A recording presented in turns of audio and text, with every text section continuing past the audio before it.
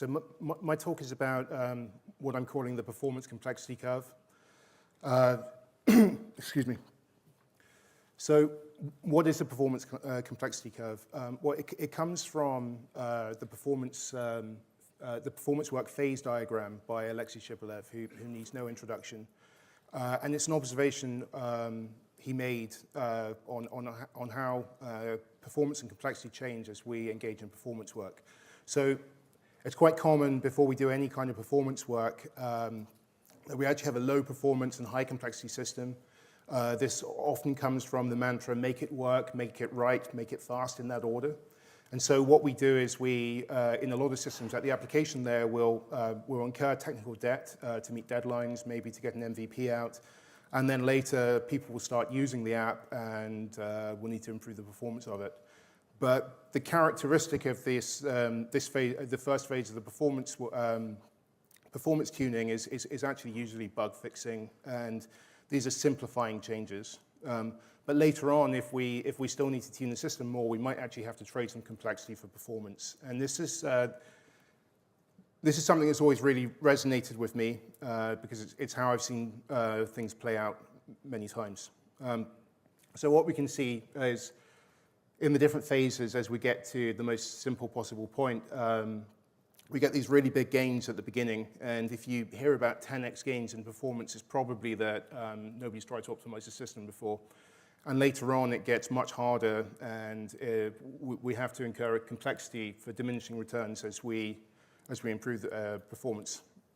I split this into three main phases. So we have the low-hanging fruit, which is from the initial state to the simplest possible point we can get to.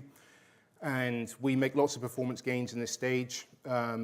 After that, we might get into tuning. And after that, there's this competitive advantage stage, which is a stage we shouldn't really go into unless there's some kind of, unless we're in real-time competition or we want to reduce costs to improve margins. Because at that point, we're taking on a lot of complexity for marginal gains. And we can use it as a framework for thinking to compare problems. So if we can produce the same, if we have a problem which gives us more performance for the same level of complexity, then that's a nicer problem. And if we can simplify it further, then we've got an even nicer problem, because we should usually prefer simplicity in the application there. And it also informs the tools we might use. So early on, when we're doing performance optimization, we might want to use metrics, and something I work on, which is continuous profiling, can help you find bottlenecks. And later on, we might change tack and move into micro benchmarks, perf counters, instruction profiles, as we try to improve the code. So who am I? My name is Richard Starton. I'm a software engineer at Datadog. I work on continuous profiling. I will talk about continuous profiling here, but we're not the only vendor, and it's not a sales pitch.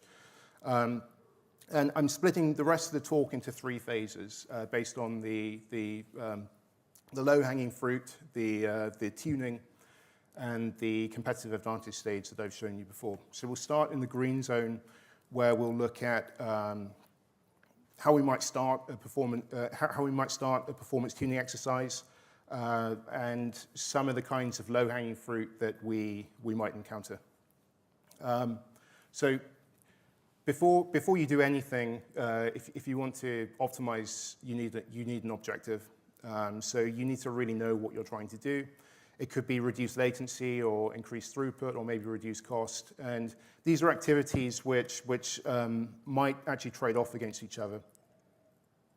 So you could imagine to improve latency, you might take some processing off the critical path onto a background thread. But that might cost you some throughput if you have more context switches and you have the concurrency control that you need to take care of. And it may even increase cost. So you really need to know what you're going for, what your objective is. Most of the focus of this talk will be in terms of cost reduction, because that's quite generic. And the ultimate aim is to reduce hardware so we want to focus on what's using memory or CPU so we can use less of it. So for the sake of simplicity of the talk, I'm focusing on CPU bottlenecks because this is a fairly ubiquitous problem and it applies nicely to whatever your objective is. And the main point here is, I'm going to talk about continuous profiling later, but it's a good idea to start with metrics, so you actually know that you have a CPU consumption problem, you have a CPU utilization problem before you start looking at profiles. Otherwise, going bottom up, it can be too much information. You're not even sure you're going to get anywhere useful. Something dear to my heart is continuous profiling. So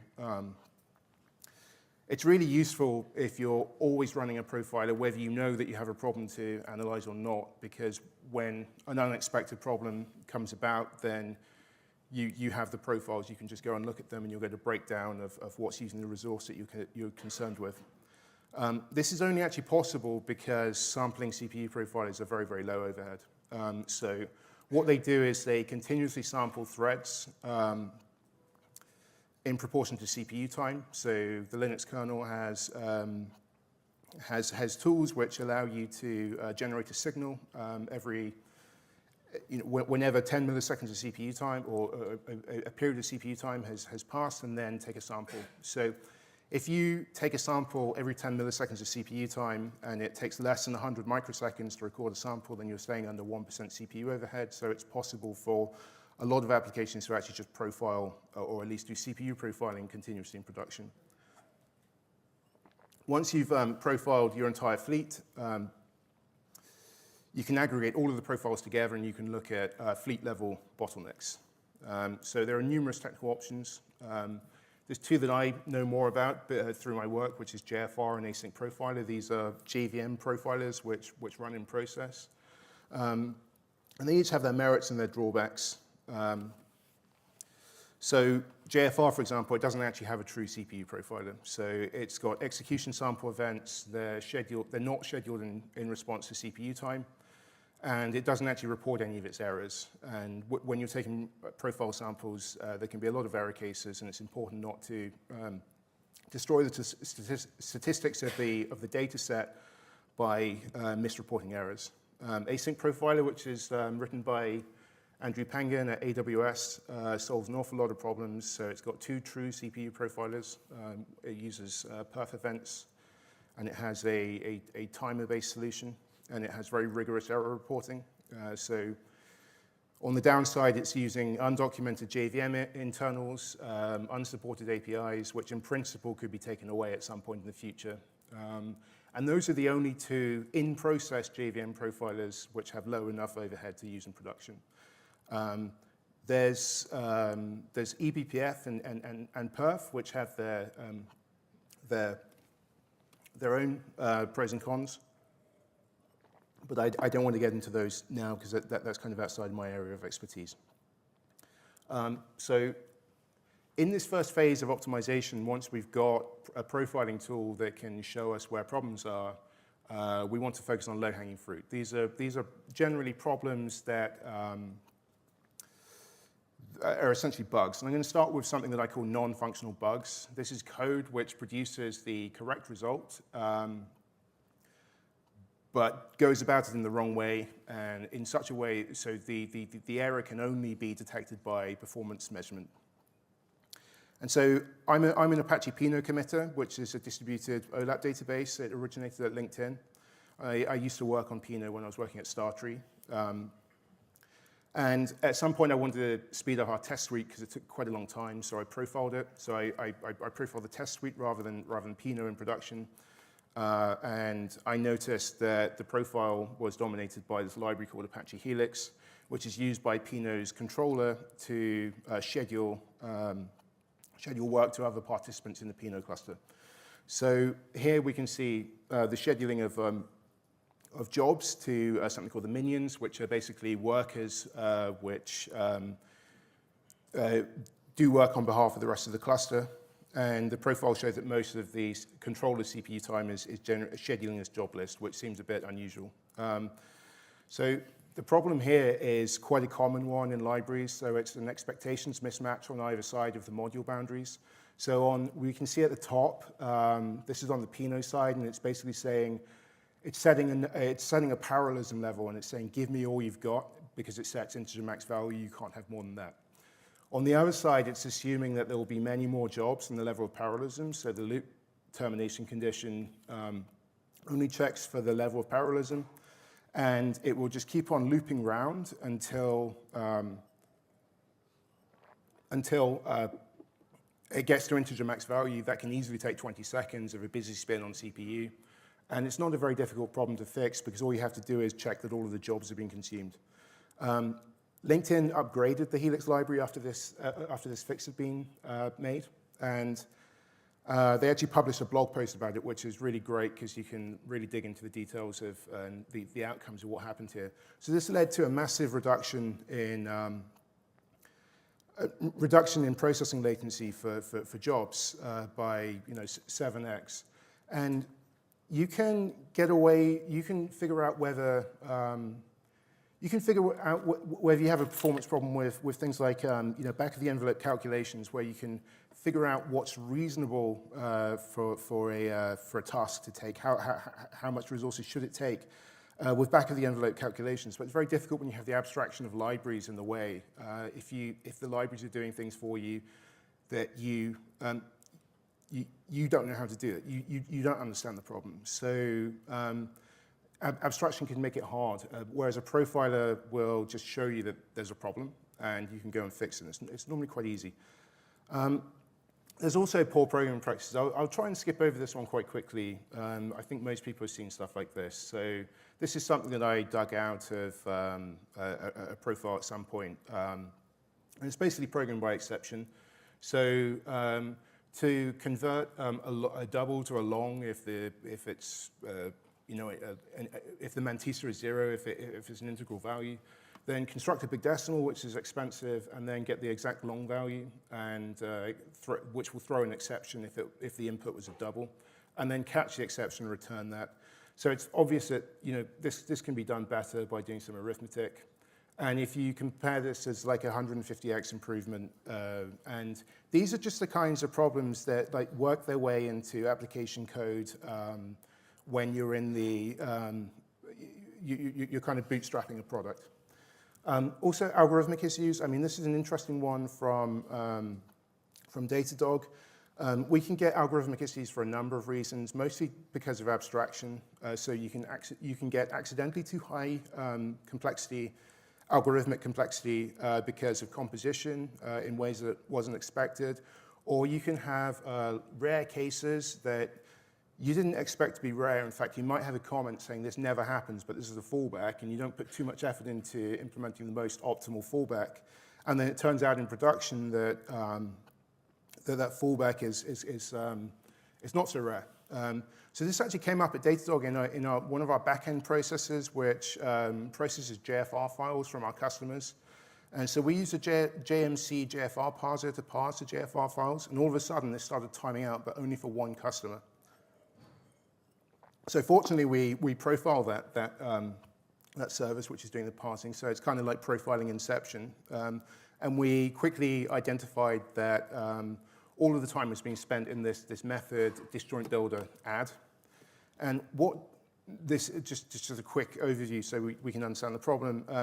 This is trying to turn events which have a start and an end timestamp into disjoint into lanes, so that the events the intervals are disjoint in a lane. So if none of the events overlap, then we only have one lane, and that was expected to be the common case. And if all of the events overlap, then we have lots of lanes. So what the code was doing to maintain this, it was basically saying, I don't expect it ever to have more than one lane. So if that ever happens, to maintain an invariant of sort order, I'll just sort the entire set of lanes over and over again. Because of a bug in the JDK, actually, where file write some tracing around file write events was recording the end timestamp rather than the duration as the duration. So we would always get events which don't overlap if you're using that kind of file API.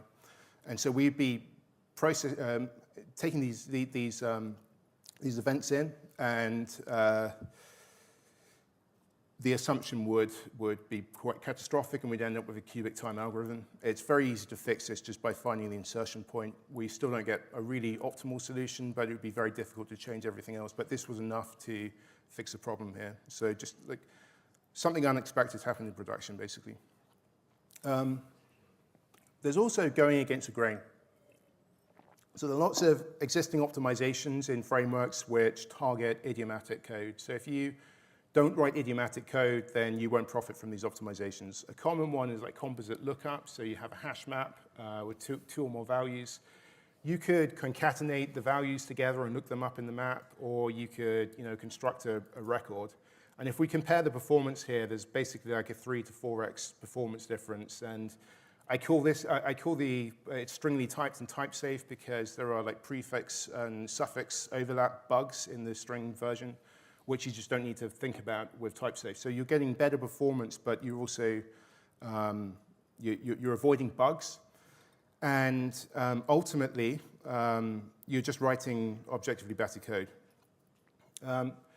So why not just find all of the bad code in your code base with static analysis? Well, there might be quite a lot of it. Some of it might never run. Some of it might not run very much. The benefit of having a profiler is that you know it's worth fixing if you see it in the profile, because it definitely happened that way. And people might have different thresholds on when to act here. But normally, these kinds of optimizations, they're just win-win. All of this assumes that the profiling data is accurate enough to act on. And profiling, it's quite surprising that profiling is, you think that you're just interrupting the thread and collecting a stack trace, and that should be quite simple. It's actually not, because there are so many different kinds of code running on a JVM stack. So we have code running in the interpreter, which hasn't been compiled yet. Then it gets JIT compiled if it gets hot. We have generated native code, which is basically C++ code, which is generated at runtime based on the platform capabilities, which is slightly different to JIT compiled code. It's not come from bytecode in the first place. And then finally, we have native code that we might call from JNI, and that's kind of dangerous as well. So, and there are problems, complications that I won't go into now in unwinding Java stacks outside of a safe point, because some of the code in the JVM to do this just never expected to be called outside of a safe point. So it's not always safe or possible to get a sample, and this can lead to errors. So let's compare the stringly typed lookup profiles taken by JFR, where we get these figures, notably 27% in string hash code and just 31%. 8% of samples in string get bytes. And then async profiler reports something completely different. So it reports much more time in string get bytes and a little less time in the hash code method. This is because of this red frame here, which is a runtime stub. So JByte disjoint array copy is a runtime stub. This is code which is generated at runtime, and JFR can't unwind these because the unwinding code never expected to encounter them, because they can't be encountered outside of a safe point. Whereas async profiling knows about them, it manually unwinds, it pops this frame, and then it gets into the Java code where it can unwind from. So yeah, if you have two profilers, you're not really sure where your bottlenecks are, because they report completely different things. But they do agree on the type safe lookup. So we get some benefits here. We're not constructing a new string. We're not concatenating strings. And also, interestingly, there's next to no time in string hash code. And JFR does agree. So it's not like JFR's like a hopeless case. There are specific cases where it goes wrong and it doesn't tell you that it's gone wrong. But it can agree with async profiler. And this is important for the rest of the talk, because we're going to change tack as we get into the different phases of the curve. The important thing here is that a string caches its hash code. And so if you write code which does things with strings, where you have to hash the strings in such a way that you work with the caching of this hash code, you don't need to compute the hash code. But if you don't, then we'll get into will be computing the hash code, and that might get to be expensive.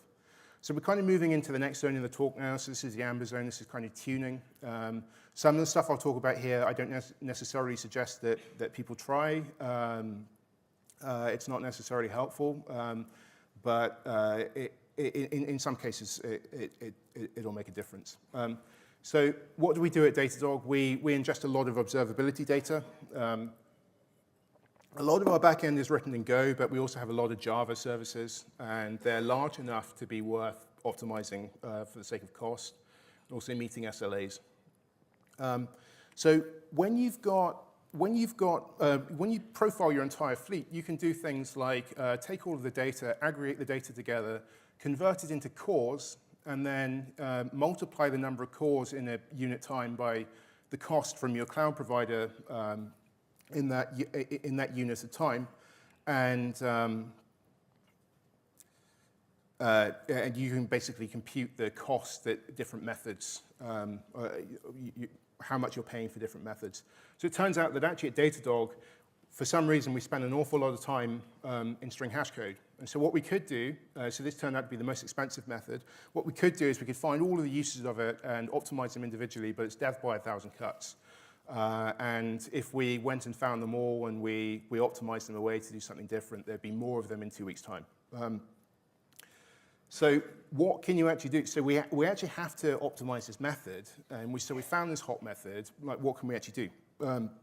So we can stare really hard at the code, but the problem's not actually jumping out at me just looking at this. If any of you have any ideas, let me know.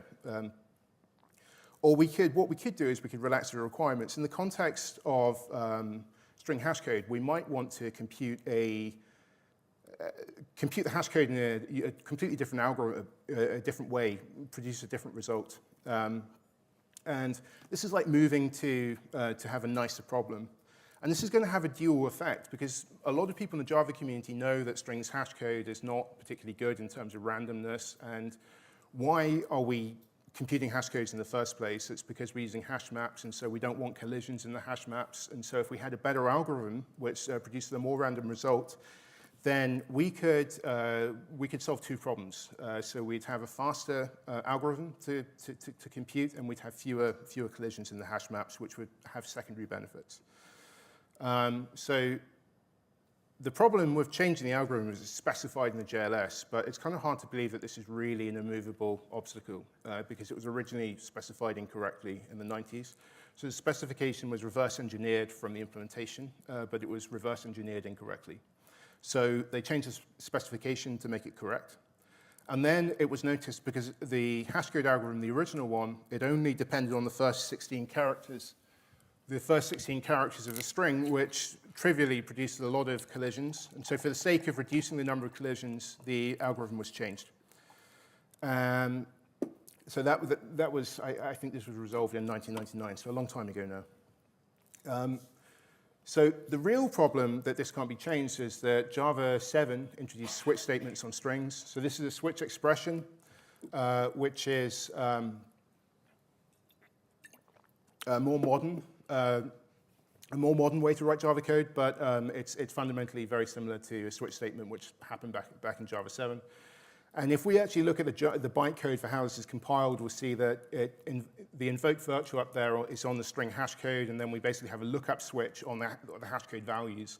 So the output of the function is now, as of Java 1.7, is hard-coded into class files, and then we don't know how many of those there could be in the last 13 years or whatever it's been since Java 7. So to maintain backward compatibility, we just can't change the algorithm. So that kind of, we can't avoid solving this problem. So we kind of have to change tack. We can't really stare at the code. The line number information we might get from a profiler isn't going to be very revealing because the code is so simple. So we can produce a micro-benchmark with JMH. And what this micro-benchmark here is doing is creating random byte arrays of parameterized range of sizes. Try not to choose multiples of 8 because that's going to give the hardware an easy time. So try to choose something like 7. And so it's constructing a new string to make sure that the hash code doesn't get cached. So if we compare this to anything to have a fair test, we're going to have to also do these same operations so we have the same baseline cost. And JMH gives you all of these micro profilers, and all of this was written by Aleksey Shipilev, very useful tooling, to help you explain to help you explain the benchmark results. So you're not just saying A is faster than B. You have things like perf counters from the perf norm profiler, which basically normalizes the perf counters to the benchmark invocations, and then it will give you something like IPC, which is instructions per cycle. And this is a good measure of how efficient the code is. It's essentially dividing the number of instructions during the benchmark run by the number of cycles per invocation. And so we can see we're starting at 4, and as the string gets longer, we're going down under 2, which is not particularly good. There's another profiler for explaining benchmark results in a different way, which is the perf ASM profiler. And that works by loading HSDIS, which is a hotspot disassembler, putting that in a location where the JVM can load it, and then that will allow the JVM to decompile code blobs wherever they land. You can build that with binutils or capstone or whatever disassembler you like. And then it goes further than that, and it links the program counters, which is what perf samples, with the JIT compiled code blobs. So it can produce a histogram like this, which is very useful because you can check whether what you think should be running is running. And here we can see that 80% is in the benchmark stub. A total of 8% is in code that we constructing strings and copying the strings, which we know is coming from the benchmark stub. And then there's another interesting thing, which is in my system, I haven't set up debug symbols for the kernel. So it's saying that 9% of the time is spent in the kernel, and we don't know where. So that's a really important thing to check before you interpret the data you get from here.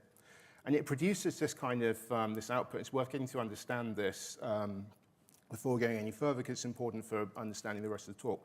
So on the left-hand side, you have percentages, and those are computed from and the scary-looking addresses in the middle are program counters. So the percentages are how many times of all of the program counter samples that program counter was sampled by perf. And then we have the instructions on the right-hand side. So we kind of have an instruction profile. It's very hard to interpret the percentages on the left-hand side because there are lots of confounding factors. So there are things like SCID, where a few instructions late gets blamed, so you have the wrong suspect. And we have things like pipelining, but there's only one instruction pointer. So if you have multiple instructions in flight, which one do you blame? But it does give you very useful output, which can help you to understand problems. The first thing we can notice, so this is the output for string hash code, which should have a lot of multiplications in it. But we don't see any. So you have, if you don't read x86 assembly, you can see there's an add, move, shift left, sub, but there's no multiplication. And this is actually intentional.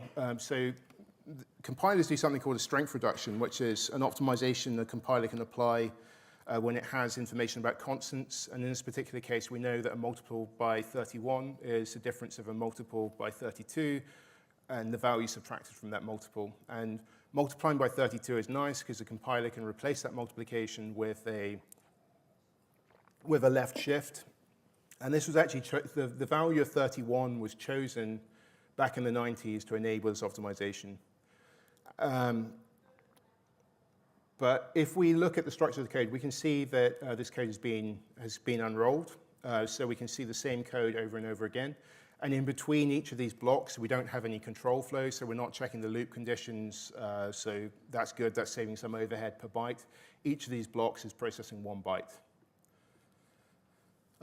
But unfortunately, we have what's known as a dependency chain. So first, we start by bumping the loop induction variable. Then we load a load of data, 4 at a time. these instructions don't block each other, then in principle they can happen at the same time. And then we have this long, sorry chain of instructions which can only happen one at a time. And that makes us sad. But it may or may not seem like a problem to you because the program's sequential. The execution is also sequential, so where were we expecting to get parallelism from? And the instruction latencies are very low. So it's worth looking at how instructions are actually executed. So first of all, in the front end, they're decoded into these things called micro-ops or UOPs, U for mu, by the front end. The UOPs are then executed out of order and scheduled across a number of ports. And instructions have affinity with ports, so certain instructions can only execute on certain ports. So the execution engine is designed to exploit any non-sequential, out of order. It's designed to exploit any non-sequentialism in the program, and so it can do things out of order, and it's designed to it's designed to execute out of order so long as and this works so long as you don't have a data dependency. So we can think of IPC, which I showed you earlier, as almost like a utilization metric for the execution engine. So if we get a lot of instruction level parallelism, IPC is high. That means that we're executing lots of instructions over the execution ports. There's a great simulator where you can just load some assembly code on uops.info, which shows you basically like a Gantt chart waterfall for how the code is actually executing. And basically, we can see this long diagonal waterfall of green retired blocks. And that's something that we'd like to avoid. So the next thing to do to think about how to improve the performance of the hash code is to look at the chain latency, these instructions for each byte. So, and go back to Pentium when the optimization, like choosing 31 as the multiple, was applied. So back in those days, multiplying integers was really expensive. It cost 9 cycles, whereas the add, move, shift left sub routine that we've seen in the disassembly only cost 4. So this was actually a pretty decent optimization back in the day. But nowadays, multiplication is much faster, and there's nothing between them. I got these numbers from Agnifog's instruction tables, which are really useful. I don't actually have a Pentium to measure this on, so that's where I got those numbers from. So if we want to optimize this, then we kind of need to replace total order with partial order. And the approach we'll take is to set up a recurrence relation, and we're going to substitute the last value into the next iteration for each iteration. So we're substituting this in, and then keeping track of these multiples of 32 and the subtractions gets really unwieldy. And so if we just cave in and we just multiply by 31 instead, we start to get this polynomial expression. And it gets very simple. And if we go all the way down to the base case, we can see this is just a polynomial, so it's quite easy to deal with. And this leads to this possible, I call it crazy unroll. And this code looks pretty ugly, but there's something to it. I don't suggest people do this, but people tend to assume in high-level languages that it's not possible to outdo the JIT compiler. So if you have two programs which produce the same output, the compiler will somehow magically optimize them both the same way. You can, by understanding the gaps in the JIT compiler, you can find ways to beat it. I wouldn't bother most of the time, but this was a case where we could do this. So what's going to happen here is, so first of all, we need to deal with the remainder. And then we have this big unrolled loop which does all of these multiplications, and it's basically looking ahead in the loop to pre-compute some of the multiplications. We're not doing lots of extra multiplications because we have constant folding, and so we can see that those powers of 31 are pre-computed and loaded into the bytecode, so we don't need to worry about that. And if we actually measure the performance of this, we've improved IPC, so we know that we're making better use of the execution engine with this code, and we managed to outsmart the JIT compiler. So if we actually inspect the JIT compiled code, we can see why this is. So here we are. In principle, we can load all of the data, 8 bytes at a time in parallel. They're not going to block each other. And then we can do these at the same time in principle and so on. And that gives us a faster implementation by about 2x.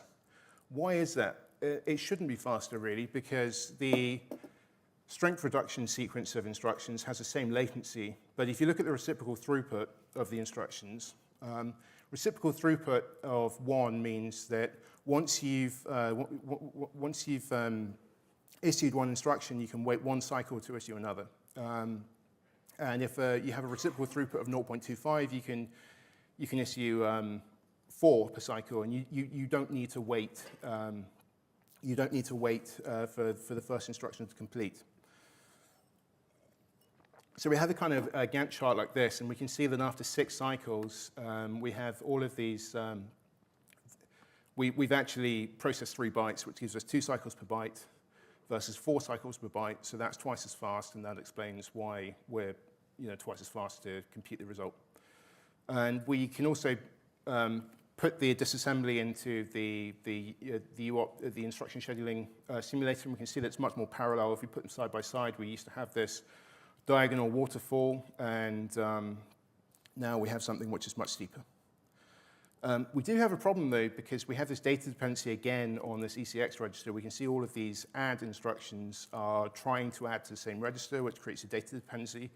And that is because we're loading the hash at the start of each loop iteration, then we have to add all of these numbers together into the hash. So we're basically forking and merging back. We're doing this computation effectively in parallel and then merging back into the intermediate result for each iteration. And that's basically limiting the amount of parallelism we can get. So, I'd say this is arguably an optimization because it's twice as fast. It's pure Java. It's pretty easy to understand, even if it's ugly. It does increase the bytecode size, which is a bit of a problem if we want to get this into OpenJDK. And it may penalize shorter strings if we no longer get inlining because the bytecode size is too large. So this was actually submitted as a proposal to OpenJDK to kind of solve our cost problem, because we'd identified that the hash code was costing us so much money to compute. And we kind of get into the red zone now, because straight away, rightly, OpenJDK kind of came back to us and said, don't do it this way, do it another way. Can you implement a vectorized intrinsic? Here's an idea. So what is vectorization? So what we're trying to do is, it's synonymous with SIMD, which is single instruction, multiple data.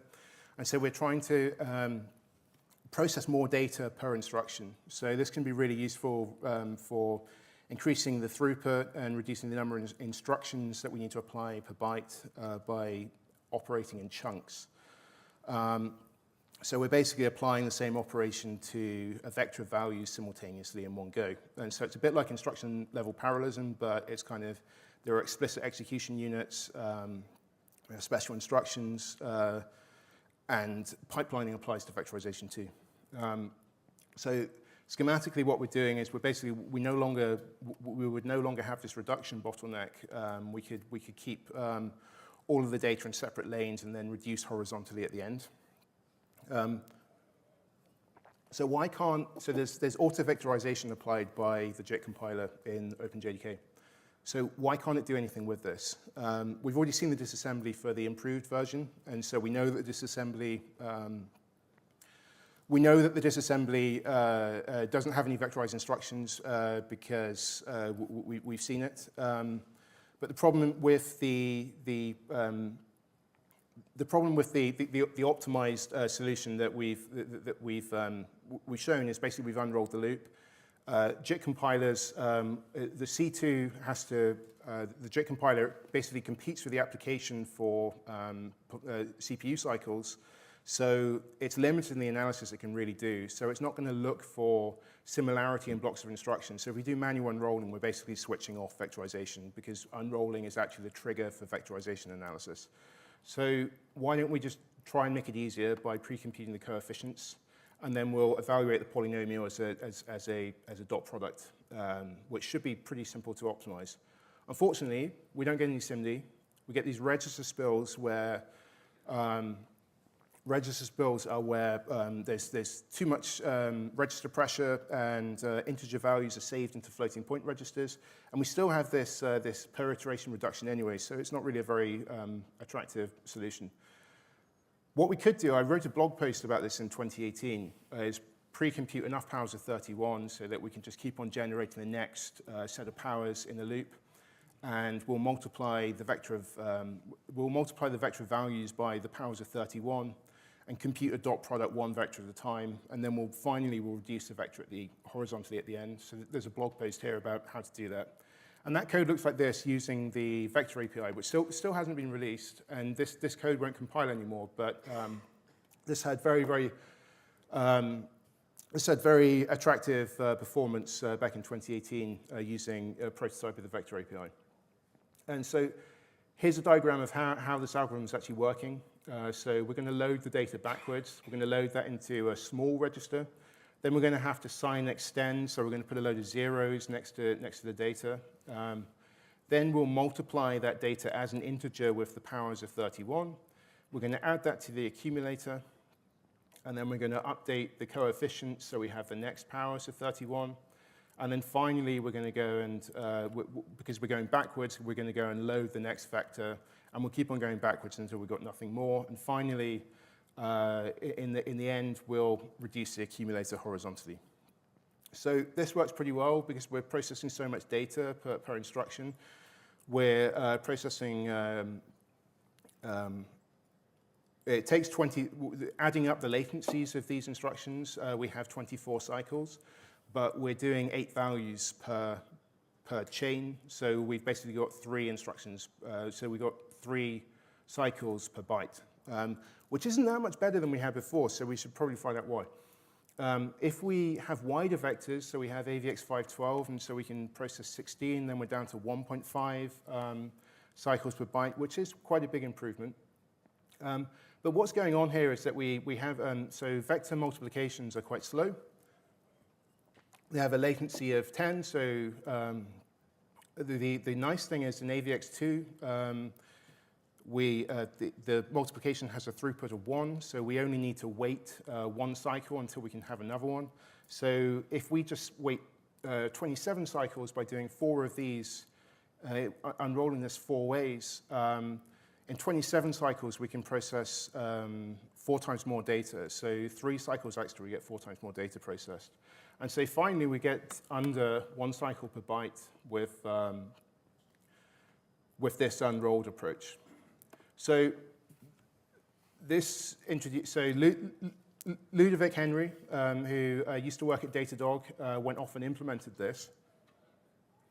And then he left Datadog before it could get finished. But we were really lucky because Oracle and Intel saw a lot of value in this approach because it massively improved the performance of such a common JDK method that they came in, they helped, and they productionized it, and it went into JDK 21. And so if you're running JDK 21 now on x64, then you're benefiting from this optimization. And here's a kernel of the loop now. We can see that we have a vectorized loop.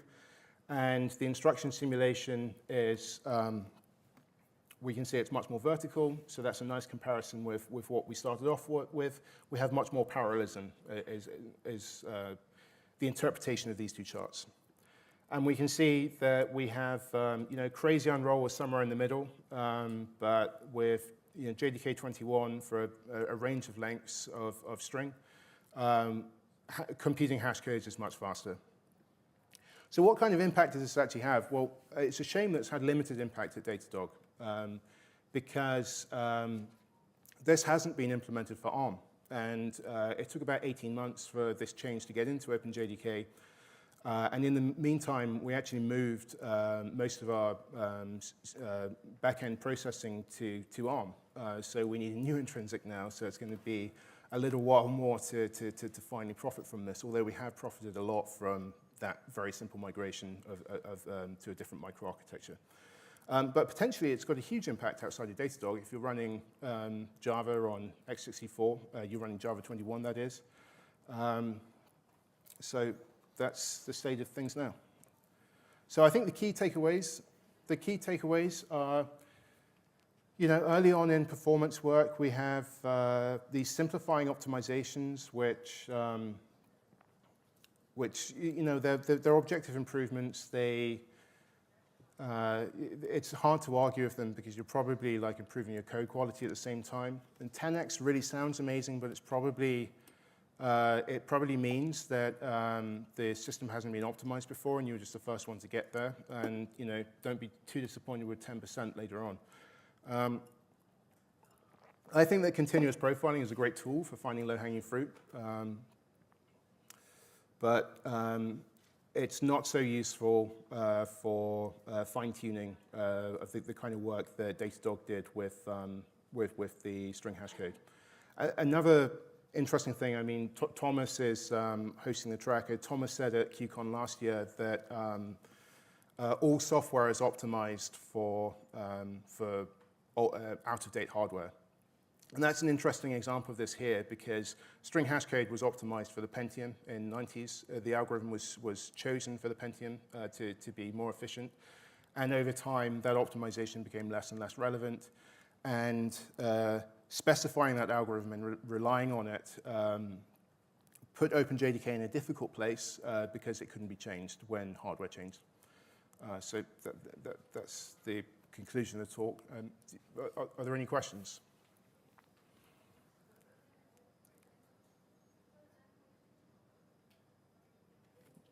Thomas? Should you get carbon credits for having reduced everybody else's footprint? I'm not sure about that.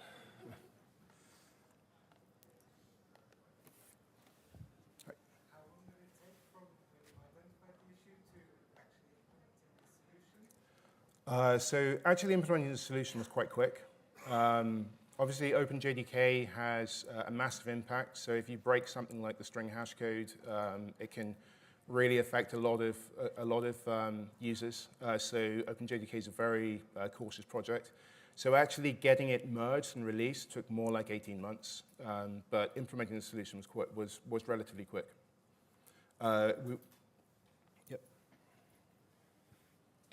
Hello? Yeah. I've got a mic. You said earlier that some of that profilers will often report different things. Does this mean that we should be using different profilers in different circumstances, or is there a way for us to know when a profiler is best suited for a certain problem? I think it's worth having more than one observability tool to test the observability. But I think in general for Java, anything based on async profiler is a really accurate profile, and it's more that JFR has some gaps. We'd like to actually fix those gaps to make it better. That's something we're working on at Datadog now. So I wouldn't suggest running 2 in production. I would, because it's going to increase the overhead, and profilers, especially if they use signals, they don't play too nicely. But I think it's definitely worth not trusting your tools and testing them against each other.